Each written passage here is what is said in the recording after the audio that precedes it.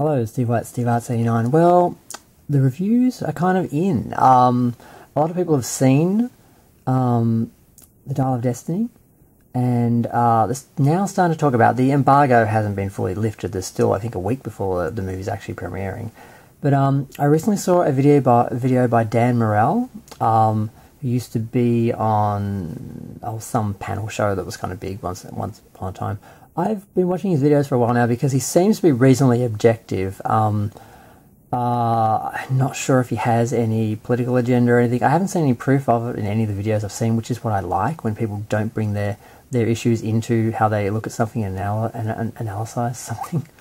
And yeah, he was saying that basically the reviews are in, and he's read a lot of them, and I've only seen a couple of them, but they all seem to say the same thing. Indiana Jones 5 and the Destiny of The Dial of Destiny is okay.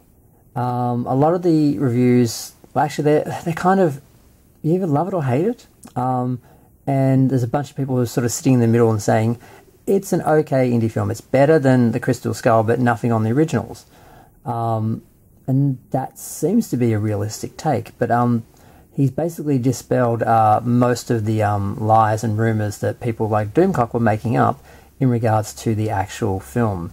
All these stories about Phoebe Waller-Bridge basically undermining him and usurping him and being some, quote-unquote feminazi attack, and that he was erased, and they literally erased him from history and replaced him with her, and they had footage of her, going through and doing all his iconic things from the first films as a way to eliminate him from the timeline. All this crazy stuff that people made up and then put it out online, and then said, then they made up the second story that, they're reshooting because of us. We put out this story, and look at the power of the people, basically, you're supporting us trying to defend pop culture and all this, and now look, they've changed it, and now they've made this different version of the film, and when really that's what the film was the whole time. But they created these two big campaigns, one that there was this erasure of Indy, and then that first campaign scared them into correcting the film, which supports this delusion that they have power in the industry and that they can affect change. If you just listen to them, you'll be informed and you can save pop culture. You know who I'm talking about,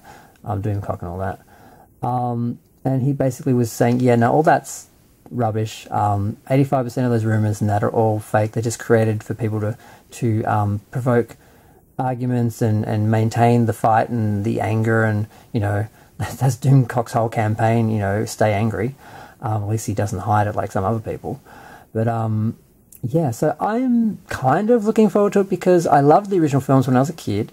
I had no issue with Kingdom of the Crystal Skulls because I love science fiction. I love that they brought in aliens and everything to the film. And a lot of people were like, oh my god, how could they do that? And I'm like, what? That suddenly makes the series uncredible or something? He's got voodoo magic and demons and Christian stuff, and just why people are all okay with that, but yet, aliens was going a step too far. I don't get it. I need to watch the film again to see if I, just to make sure, that it is what I remember it being, because I only saw it once in the cinema and I haven't watched it since. But when I came out of the cinema with friends who were big fans of Indy, they were really disappointed and they hated it, and I didn't understand why they hated it at the time. Although I have watched the original film since then. I don't think I rewatched the Crystal Skull. I can't remember. I watched them before I saw the film, that's right. So it's been a while. So I'm going to do a little marathon and watch them all. But I just wanted to say that, the reviews are out, and they are, they're sort of all over the place. Some people hate it, some people love it, and some people are saying it's okay. And I'm trusting those people because the people who are saying they hate it and love it seem to both have agendas, and I don't think obviously the film can't be that bad or that great if everyone's sort of disagreeing about I think those are the people with agendas to push and fan bases to feed, and the other people are just sort of like, the CGI to de-age him and that apparently isn't good. There's moments where it works and other moments where it doesn't work, and it kind of takes you out of it, but then again you're aware of it anyway. It's not like you can think in any shot that's actually Indiana when he was young. We all know it was done with computers, so I think there's an issue with that where people know it's fake, so they just can't see it and accept it, even if it does look 100%, visually accurate and, photorealistic. Just intellectually, in their mind, they just know, and they just can't accept it. I think that's what's happening, because I didn't have any issues with the stuff I saw in Star Wars. I don't understand why other people do.